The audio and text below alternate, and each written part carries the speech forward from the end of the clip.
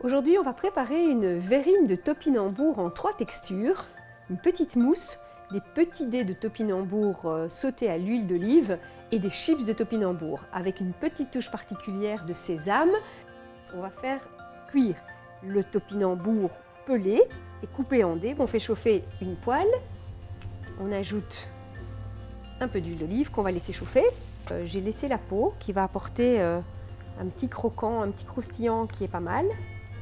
Donc, quand l'huile est bien chaude, on ajoute la petite brunoise de topinambour, un petit peu de fleur de sel, un petit peu de poivre et des graines de sésame. Alors pendant que tout ça cuit, on va préparer les chips de topinambour. Là aussi, j'ai lavé les topinambours et je vais les couper en fines tranches à la mandoline. Ça fait vraiment des beaux chips. Les dés de topinambour sont très bien cuits, dorés comme il faut. Alors on va s'occuper des chips de topinambour maintenant. On va les imbiber d'huile d'olive. Et puis on va les mettre sur la plaque de cuisson.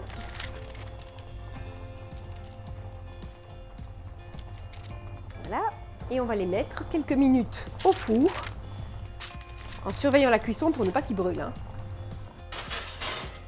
Alors on vérifie la cuisson des topinambours pour la mousse. Ouais, ils ont l'air bien cuits, on va les égoutter d'abord. On écrase les topinambours en purée. Puis on va terminer cette purée avec un petit peu de crème fraîche, mais vraiment un tout petit peu. Et avec de la purée de sésame, ce qu'on appelle le tahini. Et un tout petit peu de poivre. Alors quand tout ça est prêt, on va dresser dans les petites verrines un peu de purée de topinambour au sésame.